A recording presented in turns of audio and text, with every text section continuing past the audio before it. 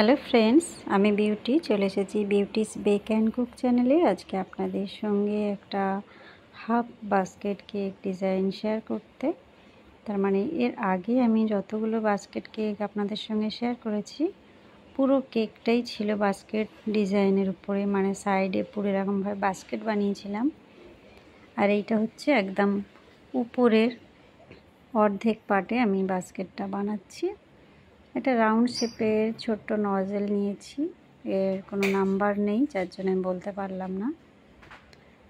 আমি লাইন টেনে নিচ্ছি প্রথমে লম্বায়, তারপরে সাইড থেকে দেখুন কিভাবে আমি বাস্কেটটা বানাচ্ছি।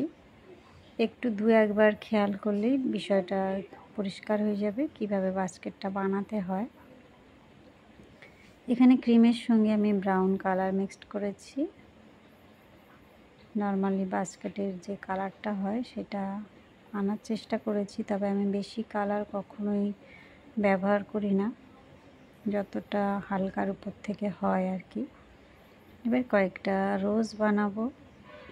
এখানে আমি বড় সাইজের রোজ নজেল নিয়েছি, নূর 11, সেইটা দিয়ে কাজটা করছি আমি।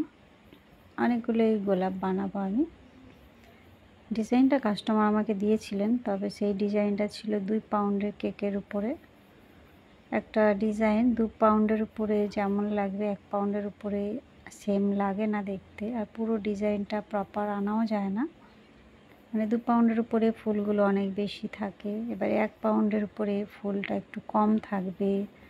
তারপরে নাম লিখতে হবে, স্পেস ছাড়তে হবে, অনেক কিছু ব্যাপার থাকে যেগুলো কাস্টমারকে বোঝানো মুশকিল হয়ে যায় কেন ঠিক দেখতে লাগছে না, অথচ বাজেটের মধ্যে থাকবে। এই কারণে অনেক সময় সমস্যা হয় একটু।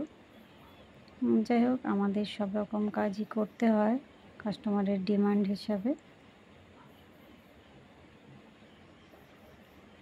সবসময় চেষ্টা করি যতটা আমি আমার 100% দিতে পারবো ততই ভালো। আর যেহেতু আমি এই কাজের মধ্যে 4 বছর ধরে আছি, সেই জন্য অনেক কিছুই অভিজ্ঞতা আমার হয়েছে।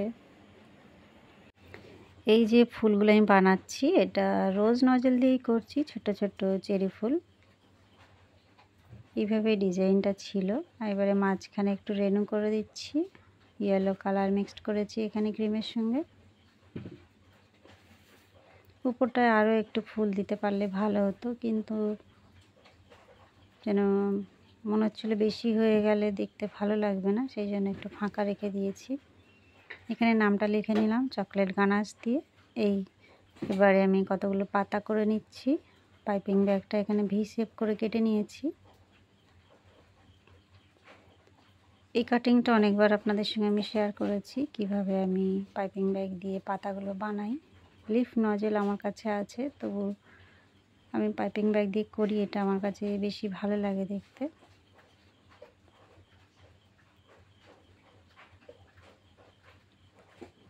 ব্যাস, এই হলো আমার কেকের ফাইনাল লুক বন্ধুরা।